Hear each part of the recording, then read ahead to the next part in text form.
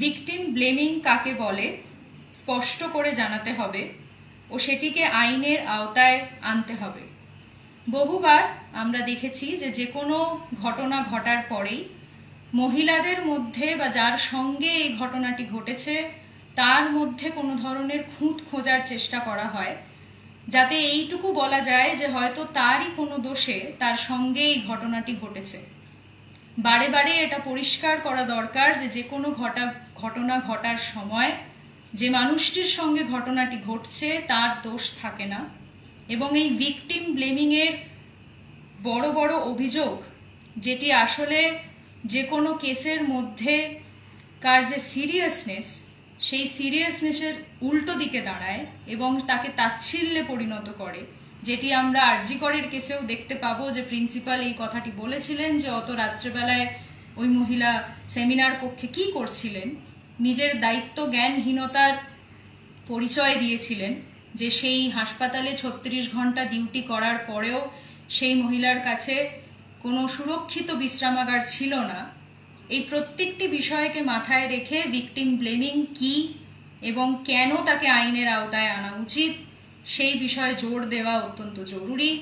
Victim blaming কেন করা হয় সেই বিষয়ে পর্যবেক্ষণ করা জরুরি এবং ভিকটিম ব্লেমারদেরকে আইনের আওতায় এনে তার বিচার করা জরুরি। এবং অবশেষে জুনিয়র ডাক্তারদের যে সমস্ত দাবি রয়েছে সেগুলি নিঃশর্তভাবে মানতে হবে। এই কয়েকটি দাবি আপাতত 1 তারিখের মিছিলের জন্য আমরা ভেবেছি। 1 তারিখের মিছিলে এই কয়েকটি দাবির পক্ষে আমরা হাঁটব কলেজ স্কোয়ার থেকে ধর্মতলা, এবং আপনাদের সবাইকে বলছি যে নিজ নিজ দাবি আপনারা তৈরি করুন। কাঠামোগত বদলের জন্য যা কিছু দরকার বলে আপনাদের মনে হচ্ছে সেই প্রত্যেকটি দাবিকে সামনে আনুন। মফস্বলে যে মহিলারা রয়েছেন তাদের সবাইকে বলছি যে আপনারা আপনাদের জীবনে যে ধরনের অধিকারের থেকে বঞ্চিত হয়েছেন বলে মনে করছেন সেই দাবিগুলিকে সামনে আনুন। গ্রামের মহিলাদের বলছি যে আপনারা আপনাদের জীবনে যে ধরনের অধিকার থেকে বঞ্চিত হয়েছেন সেই প্রত্যেকটি অধিকার নিয়ে সরব হন। 1 তারিখে কলেজ স্কোয়ার থেকে ধর্মতলা আমরা পা মেলাই এবং তারস্বরে এই কথাটি আরেকবার জানিয়ে দিই যে বিচার আমরা নিয়েই ছাড়ব, এবং আমরা যে আন্দোলন 14 তারিখ রাত থেকে শুরু করেছি, যে পদক্ষেপ আমরা নিতে চলেছি, সেই পদক্ষেপ শুধু একটি কেসের বিচার নয়, সেই পদক্ষেপ আসলে কাঠামোগত বদলের পক্ষে দাঁড়াচ্ছে।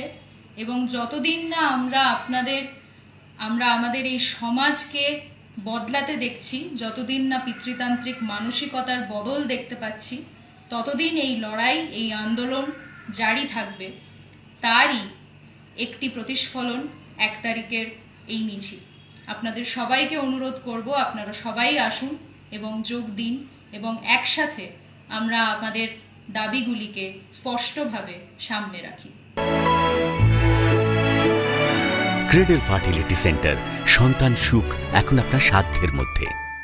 বিভিন্ন বিষয়ে ভিডিও পেতে চ্যানেল হিন্দুস্তানের ইউটিউব চ্যানেল সাবস্ক্রাইব করুন www.youtube.com/channelhindustan।